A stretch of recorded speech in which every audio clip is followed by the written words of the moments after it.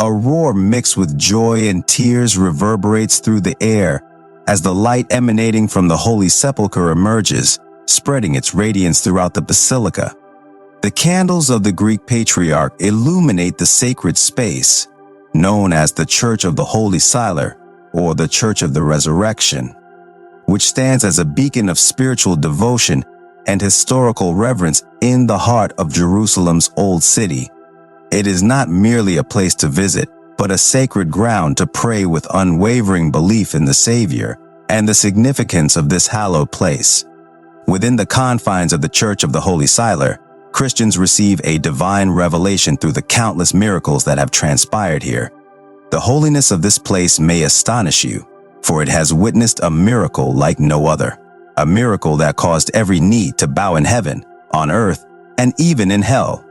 As you watch this video, you will be brought closer to the day when God, out of immense love and sacrifice, laid down his life to redeem humanity.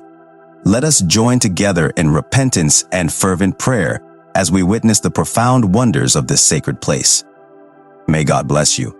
Before we embark on exploring the mysteries that unfold within this holy church, let us first seek to answer a question that tests our knowledge. What is the significance of the Church of the Holy Silar? Is it A, the oldest church in Jerusalem, B, dedicated to the Apostle Peter, C, a commemoration of the Last Supper, or D, a marker of Jesus' crucifixion and burial? Take a moment to contemplate and remember your response. The answer will be unveiled in the subsequent sections, so please stay tuned. A miracle at the Church of the Holy Silar has left religious communities across the globe astounded. Could this be hard evidence of the resurrection?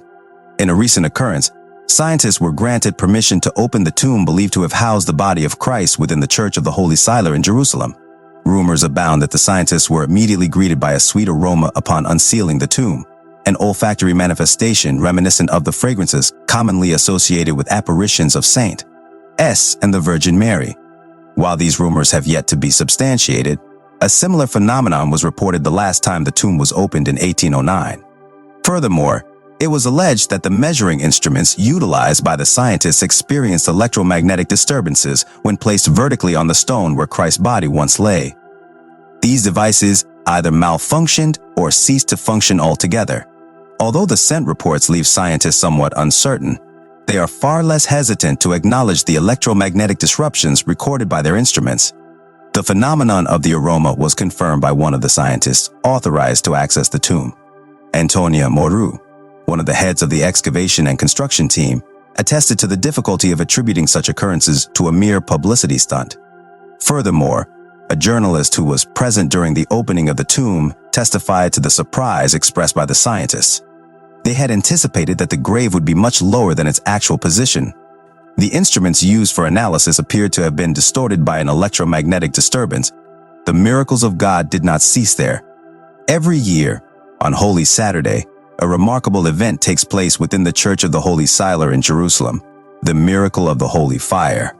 This phenomenon has occurred consistently, in the same manner and at the same time, within the same location for centuries. No other miracle is known to manifest with such regularity and steadfastness over time. The Holy Fire originates as a divine light, manifesting on the marble slab that covers the stone bed upon which Jesus' body was laid for burial. Although various individuals have had different experiences at different times throughout history, the light transforms into a fire that defies the behavior of ordinary flames. It can be transferred from candle to candle without igniting or damaging any object it touches. Other phenomena have been witnessed preceding the manifestation of the Holy Fire, including lightning-like flashes above the shrine of the tomb of Christ and swiftly moving balls of light. As Holy Friday afternoon descends, pilgrims gather in anticipation of the miracle, camping as close to the Holy Silar as possible. Around 11 a.m., Christian Arabs begin chanting traditional hymns in a resounding voice. These chants date back to the Turkish occupation of Jerusalem in the 13th century, a time when Christians were only permitted to chant within the confines of the churches. The chants resound with vigorous drumming, as the drummers perch themselves on the shoulders of others who dance exuberantly around the Holy Ciborium. However, at 1 p.m., the chants gradually fade into a tense silence, heavy with the anticipation of witnessing a grand demonstration of God's power. Shortly thereafter, a delegation from the local authorities carves a path through the crowd. In present times, these representatives are Israelis, but during the Turkish occupation of Palestine, they were Muslim Turks. Their role is to symbolize the Romans who sealed Jesus' tomb, and they inspect the tomb to ensure that no fire or flammable materials are present. Once satisfied, they seal the tomb with a large wax seal bearing the official insignia. As the time approaches, the crowd grows more fervent in their prayers and supplications. Finally, the Greek Orthodox Patriarch of Jerusalem enters the tomb alone, carrying a bundle of unlit candles. He kneels in prayer and emerges moments later, holding a lit candle believed to be miraculously lit by the holy fire. The crowd erupts in jubilation, and the flame is quickly passed from candle to candle, illuminating the entire space with a divine glow. Pilgrims scramble to light their own candles, which they then shield with their hands, trying to preserve the sacred flame for as long as possible. The holy fire is considered a visible sign of the resurrection, a miraculous event that affirms the Christian belief in the triumph of life over death. It is seen as a direct manifestation of God's grace and a confirmation of the Christian faith. Pilgrims who witness and receive the holy fire often describe it as warm and gentle, with a distinct spiritual presence. Many believe that it possesses healing properties and bring candles to be lit by the holy fire as an act of devotion and seeking divine intervention. The significance of the Church of the Holy Salar, also known as the Church of the Holy Sepulchre, is closely tied to the crucifixion, burial, and resurrection of Jesus Christ. It is believed to be the location where Jesus was crucified, buried, and subsequently resurrected. The church holds immense importance for Christians worldwide, as it represents the central events of the Christian faith. Pilgrims from various denominations flock to this sacred site, seeking solace, spiritual renewal, and a deep connection to the life and teachings of Jesus. The Church of the Holy Salar, or the Church of the Holy Sepulchre, is indeed a marker of Jesus' crucifixion and burial. Its significance lies in its association with the central events of the Christian faith, making it a place of profound reverence and devotion for Christians worldwide. The miracles and traditions that transpire within its walls, such as the holy fire, further enhance its spiritual significance and draw countless pilgrims seeking a tangible experience of God's grace and presence. I have never experienced my beard being burnt in all the 16 years I have served as the Patriarch in Jerusalem. During this time, I have received the holy fire, and the light it emits is of a different nature than ordinary fire that burns in an oil lamp. At a certain point, the light rises and forms a column, showcasing its unique properties. This extraordinary phenomenon allows me to light my candles from this divine fire. Once I have received the flame on my candles, I exit the church and first share it with the Armenian Patriarch, followed by the Coptic Patriarch. Afterward, I distribute the flame to all the people present in the church. As the Patriarch emerges with the two candles brightly shining in the darkness, a joyous celebration erupts within the church. The miracle is not confined to the interior of the small tomb, where the Patriarch prays and the blue light is said to appear and be active. Outside the tomb, every year, many believers claim that this miraculous light ignites the candles they hold in their hands, seemingly of its own accord. An atmosphere of anticipation fills the church as everyone holds their candles, hoping for them to ignite spontaneously. Often, unlit oil lamps also catch fire by themselves before the eyes of the pilgrims. The blue flame is observed moving in different places throughout the church. Numerous testimonies from pilgrims who have witnessed their candles spontaneously lighting attest to the authenticity of these ignitions. Those who experience the miracle up close by having the fire touch their candles or witnessing the blue light are often profoundly transformed. They leave Jerusalem with a sense of awe, having encountered God's presence. It is important to remember that God is spirit, and true worshipers must worship in spirit and truth. Our salvation is through the shed blood of Christ, not through idols or rituals. It is by believing in our hearts that Jesus died for our sins and washed us clean that we are saved, not by the opening of an idol's eyes. Now, let us delve into the significance of the Church of the Holy Sepulchre, which is believed by tradition to be the site where Jesus Christ was crucified, buried, and resurrected. This church holds immense importance in Christianity, as it houses two of the most sacred sites, Calvary the place of Jesus' crucifixion, and the empty tomb where he was laid to rest before his resurrection. Throughout history, the Church of the Holy Sepulchre has undergone numerous trials and reconstructions. Its current arrangement of control, known as a simultane, is a complex arrangement managed by different Christian denominations. This delicate balance has been maintained since 1757 through an understanding called the status quo. A symbol of this intricate arrangement is the immovable ladder, which has become synonymous with the Church. The immovable ladder is a religious symbol and a testament to human folly. It represents the divisions and religious disputes within the Christian world. Despite its name, the ladder can be moved, but any alteration to its position requires the agreement of all the Christian denominations involved. The ladder serves as a reminder of the challenges faced in preserving the unity of the Church. As we explore the authenticity of the Church of the Holy Sepulchre, various claims have been made regarding alternative locations for Jesus' tomb. Some propose that the Talpiot tomb, discovered in Jerusalem's Talpiot neighborhood in the 1980s, could be the true tomb of Jesus. However, the presence of a grave seemingly labeled Yeshua bar Yosef, Jesus son of Joseph, is considered a coincidence rather than concrete evidence. Other signs indicate that the tomb belonged to a wealthy Judean family. Another contender is the Garden Tomb, found in Jerusalem in the 19th century. Although older than Jesus' time, it has garnered support from certain Christian denominations, including Mormons and some evangelical Protestants. However, the Church of the Holy Sepulchre remains the most widely accepted location, backed by centuries of tradition and archaeological evidence.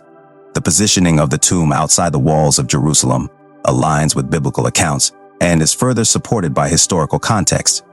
The Church of the Holy Sepulchre holds deep significance in Christianity as the reputed site of Jesus' crucifixion, burial, and resurrection.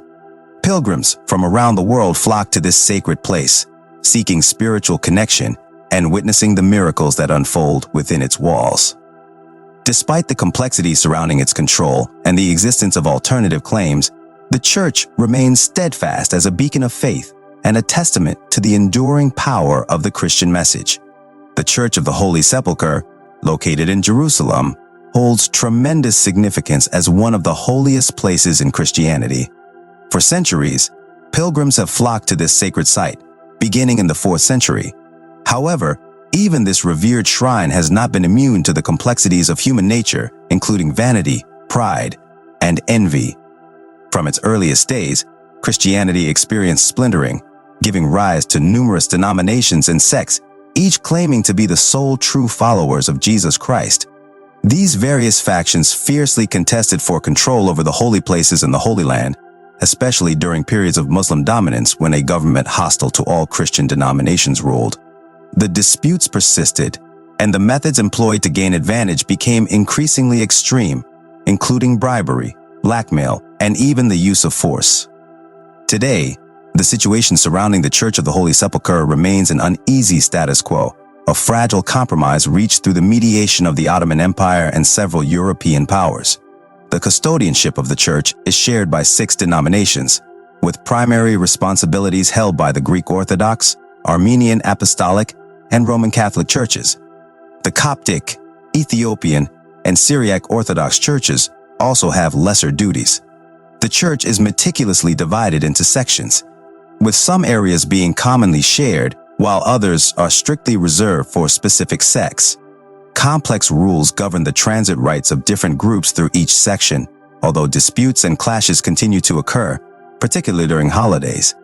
In November 2008, tensions escalated to the point where videos of a physical altercation between Armenian and Greek monks went viral on the internet. One ongoing dispute revolves around a small section of the church's roof, which is contested between the Coptic and Ethiopian denominations. To assert their claim, a Coptic monk would sit on a chair placed at a specific spot on the roof. On one sweltering summer day, the monk moved his chair about 20 centimeters to seek shade. However, this seemingly harmless act was interpreted as a hostile gesture and a violation of the status quo, leading to a violent fight and resulting in multiple hospitalizations. The ongoing conflicts and disagreements make it nearly impossible to reach agreements regarding renovations or repairs to the church. Consequently, the church has fallen into a state of decay. One peculiar outcome of this religious stubbornness taken to extremes is the presence of the famous immovable ladder. Sometime in the first half of the 18th century, an unknown individual placed a ladder against the wall of the church. To this day, the ladder remains untouched out of fear of disrupting the delicate balance and provoking the wrath of others.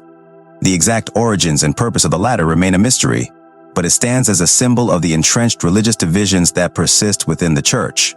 Since at least the 12th century, access to the Church of the Holy Sepulchre has been controlled by two Muslim families, the Nusaybe and Jude families. These families, considered the oldest Muslim families in Jerusalem, continue to hold this authority. They possess the keys to the church, which is believed to house the tomb of Jesus. Many people are curious about whether they can visit this sacred place, and the answer is yes. Entrance is free, although certain parts of the church may be closed for ceremonies on specific days.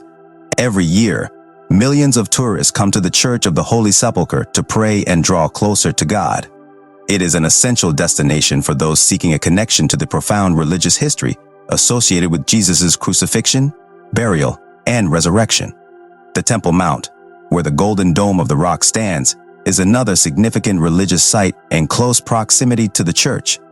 Believed to be the spot where God created the first human, Adam, and where Abraham attempted to sacrifice his son Isaac, the Dome of the Rock holds immense spiritual significance for Judaism. Within the Church of the Holy Sepulchre, visitors can explore various sites of importance.